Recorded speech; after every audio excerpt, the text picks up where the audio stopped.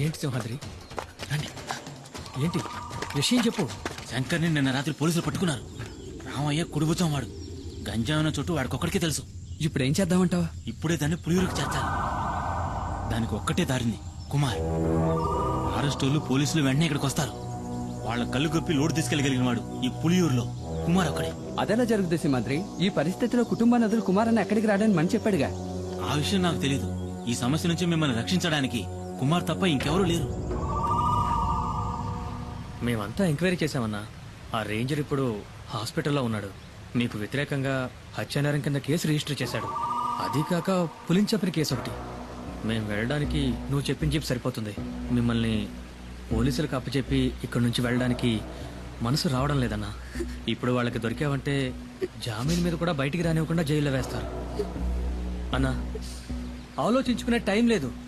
పోలీసులు పెద్ద ఎత్తున బయలుదేరారంట. నువ్వు నీ కుటుంబం మాతో పాటు వచ్చేయండి. ఈ అడవి దాటితే చాలు మనల్ని ఆ తర్వాత పోలీసులు ఏం చేయలేరు. ఇది కన్ఫర్మ్. చూడండి, మిమ్మల్ని పోలీసులు పట్టుకుపోయారంటే మేమేం ఉయ్యోగయ్యో చూసుకుంటాం. కుమార్, ఇక నువ్వేం ఆలోచించొద్దు. ఇక్కడ ఏం జరిగిందని నేను చూసుకుంటాను. నువ్వు మైనాని పాపను తీసుకుని ఇక్కడి నుంచి బయలుదేరు. అన్న వెంటనే బయలుదేరదాం. పోలీసులు ఎప్పుడైనా ఇక్కడికి రావచ్చు. వస్తారా? రాని. ఒక్క పోలీసు కూడా వంతిని దాటి ఇక్కడ కాలు పెట్టలేడు. కుమార్, నువ్వు వీళ్ళని తీసుకుని అడ్రోడ్ గుండా వెళ్ళిపో. వెళ్ళమంటున్నారుగా, వాళ్ళు వచ్చేస్తారు. వెళ్ళు. ఏదో కావాలనుకుని ఎవడికో భయపడి ఈ పులియూరు గడ్డ దాటి నేనెప్పుడూ కాలు బయట పెట్టలేదు. ఇదే సరైన నిర్ణయం మీకు అనిపిస్తే నేను వస్తాను.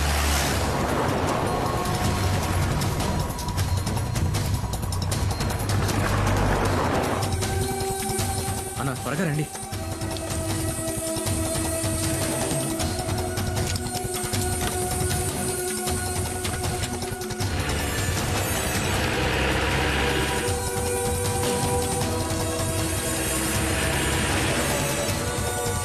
త్వరగా.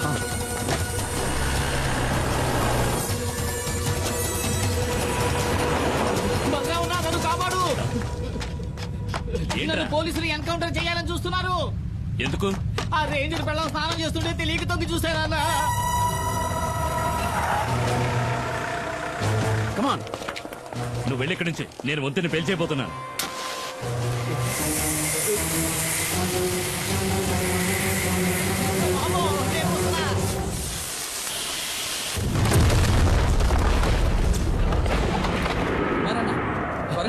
బండి కూడా రెడీగా ఉంచారు.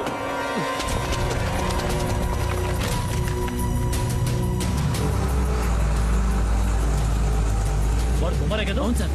వాడు కూప్ రోడ్ దారి నుంచి తప్పించుకోవాలని చూస్తున్నాడు. మనం ఎస్టేట్ దారిలో వెళ్ళామంటే అడవి దాటేలోపు పట్టుకోవచ్చు. Don't waste time, move fast.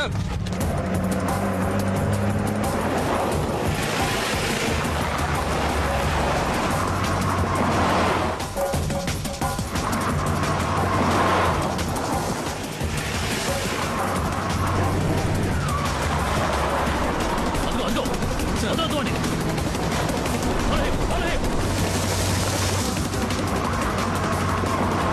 కుమారన్నా, వేగంగా వెళ్ళండి. నేను చెప్పే వరకు బండి ఆపొద్దు.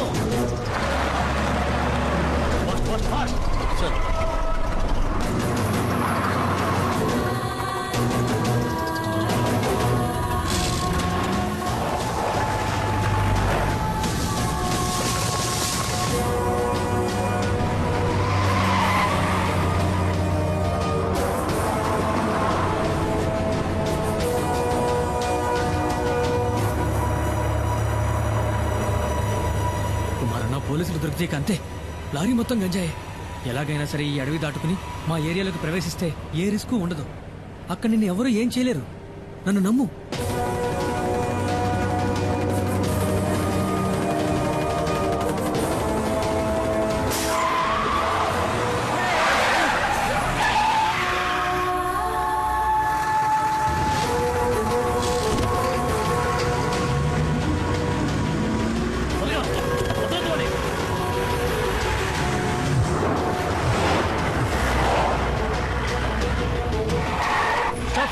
Hey, back, move back. Reverse, move on.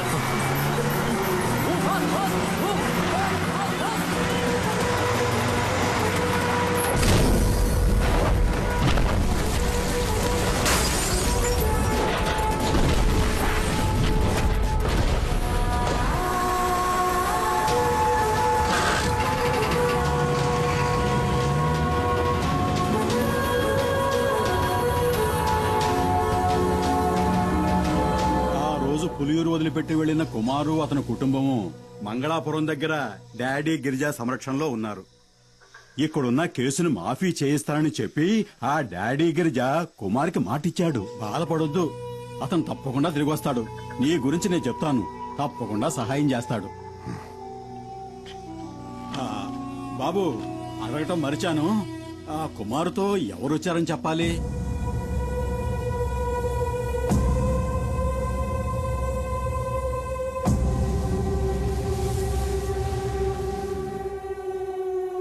Daddy daddy Girija.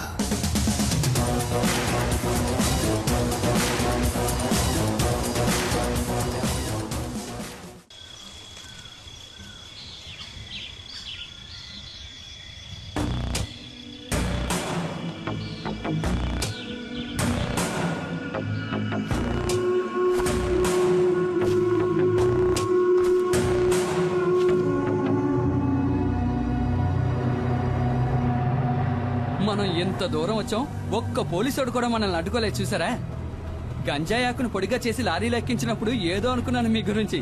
ఇప్పుడు కదా అర్థమైంది, దేహ బలమే కాదు మీకు బుద్ధి బలం కూడా ఎక్కువని. కుమారన్న కొంచెం మెల్లగా వెళ్ళు. పరిగెట్టిని బాగా లాక్కట్టారు కదా, రోడ్లో గడ్డెక్కడా జారుదుగా.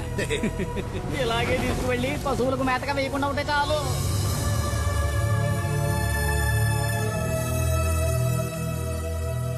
డబ్బు విషయం ఏమైంది? అది మేస్త్రి, డాడీ గిరిజా గురించి కాస్త అర్థమయ్యేటట్టు చెప్పవయ్యా. దేఖో డాడీ, ఇవ్వాల్సిన డబ్బు ఇచ్చే తీరాలి. నువ్వేదో కష్టంలో ఉన్నావని ఖాదరాబాయ్ ఇన్నాళ్ళు ఓపిక పట్టాడు. ఇప్పుడు నువ్వు పెద్ద కోటీశ్వరునివైనావని ఊరంతా చెప్పుకుంటున్నారు. ఈ విషయం తెలిసిన ఖాదరాబాయ్ పాత బాకీ తీర్చమనంలో ఏం తప్పున్నది? బషీర్, వ్యాపారం నుంచి వీళ్ళు విడిపోయినప్పుడు ఈయన కాదరకు ఇవ్వాల్సిన డబ్బు ఎంత అనేది కాదరకు మాత్రమే తెలిసిన లెక్క. ఇంకెప్పుడు ఆ డబ్బు వసూలు కోసమని ఇక్కడికి రాకండి, సరేనా? ఇదే గనక మీ నిర్ణయం అయితే చాలా పెద్ద గొడవలు అయిపోతాయి. ఖాదర్ బాయ్ తో గనక పెట్టుకున్నారనుకోండి, నీకు తెలుసుగా ఎలాంటి వాడో. రంగంలోకి దిగినాక ఏం చేస్తాడో ఎవరికి తెలియదు.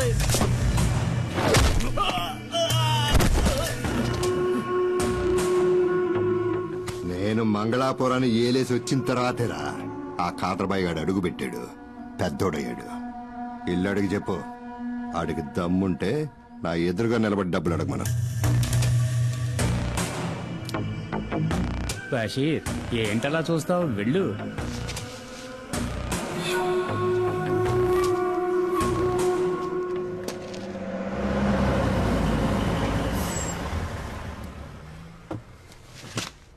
రాన్నా. డాడీ, ఈయనే కుమార్. సరుకు లారీలో ఉంది. ఈయన వాళ్ళ ఊళ్ళో ఉండలేని పరిస్థితి, అందుకని నేనే కుటుంబంతో సహా ఇక్కడికి తీసుకొచ్చాను. ఆ, తప్పుగా అనుకోకన్నా, ఆయన స్వభావమే అంత. మేస్త్రి, కుమార్ అన్న ఫ్యామిలీతో మన అవుట్ హౌస్ లో ఉంటారు, సరేనా? భద్రా, ఇల్లు త్వరగా శుభ్రం చేయి. అలాగే సార్. అన్నా, ఇదే మీరు ఉండబోయే కొత్త ఇల్లు. ఇదా? ఈ ఇల్లా? ఇది మాకు సరిపడదు. మాలాంటి వాళ్ళు ఉండడానికి ఏదైనా చిన్నిల్లు ఉంటే చూడు. అది సరే, ఇంకేదో అనుకున్నాను. 2 రోజులుంటే అంతా అలవాటు అయిపోతుందన్నా, తర్వాత దీన్ని వదిలిపెట్టి వెళ్ళలేరు. నువ్వు ఇంకా బతికే ఉన్నావా? చెయ్యివన్నా. నాకు వ్యతిరేకంగా కుట్ర పన్నారు. నీకు ఇదే సరైన శిక్ష. ఎందుకు? స్నానాలు చేస్తుంటే తొంగి చూసినందుకు, నాతో చెప్పకుండా నా బండెక్కినందుకు. నేను అర్జెంట్ గా ఒంటేరుకి వెళ్ళాలి. దానికి నన్నేం ఎక్కడ చేయమంటావు? పోసుకోవాలో చెప్పండి. ఇంట్లోకి వెళ్ళు. ఇంట్లోకా? అరే, ఇంట్లో టాయిలెట్ ఉందని చెప్తున్నా. నాకు ఆరు బయట వెళ్ళడమే అలవాటు. మనీ చూసావా, ఇంట్లోనే వానొస్తుంది. షవర్ ఏంటుంది వదినా? ఏంటో షవరా? వసే పల్లెటూరు బయట నీకు అలవాట్లేని పనులేని చేయకే. ఇదిగోరా, నాకు ఇంకొంచెం పోయి. ఇదిగో మనీ, ఇప్పటికే మీ అన్నయ్య తడబడుతున్నాడు, ఇక ఆపే. వాడు ఆపడు, నువ్వు మొయ్యి. వద్దులే. రేమణి, నీకు విషయం తెలుసా? ఒకప్పుడు ఒక జ్యోతిష్కుడు నా చేయి చూసి చెప్పాడు, రే కుమారు, నీకు రాజభవనంలో ఉండే యోగం ఉందిరా. అది నిజమైందిగా. జైలుకెళ్లే యోగం ఉందో లేదో ఆ జ్యోతిష్యుని అడిగి చూడు. ఒక్కో రోజు ఇక్కడ జరిగే ఎన్ని చూస్తా ఉంటే మనశ్శాంతి లేకుండా పోతుంది. ఈయన ఆ రోజు సిద్ధగొట్టిన ఫారెస్ట్ రేంజర్ చావు బతుకుల్లో ఉన్నాడు. అవసరమైతే ఇంకా కొడతాను. ఎల్లి కొట్టు. రేంజర్ని చూస్తేనే నాకు ఒళ్ళు మండిపోతాయి. వాళ్ళే మా నాన్నని పులి చేత చంపించిన లుచ్చాగాళ్ళు. వాళ్ళు వదిలిపెట్టను. నన్ను ఉరిదీస్తారా ఏంటి? ఆడు సచ్చాడంటే అదే గతి. పోయిరా. సుబ్రమణి ఇంకా పోయి తాగి తాగి సావుని. కరెక్ట్ గా చెప్పావు. అక్క చెప్పిన దాంట్లోనూ విషయం ఉంది. మీరు ఇలాంటివి తాగి చావకూడదు. మిగతా నేను రేయ్, ముట్టుకున్నావనుకో చెయ్యి నరికేస్తా. ఇదిగో సుబ్రమణి, నాకు గ్యాస్ వెలిగించడం చేత కాలేదు. బయట పోయేట్టివ్వు, అన్నం వండుతాను. ఉండదునా, గ్యాస్ పై నేను వెలిగిస్తాను. అయితే రా. ముట్టుకున్నావో నాన్నా, ఒకసారి ట్రా నాన్నా. దేనికి తల్లి? ఒకసారి ట్రా. వెళ్ళి ఏంటో అడగన్నా. జాగ్రత్త. తాకనే తాకను. తాకేవో అయిపోతావు. ఈ విషయంలో కన్న తండ్రి చెప్పినా విన్నంటే విన్నాం.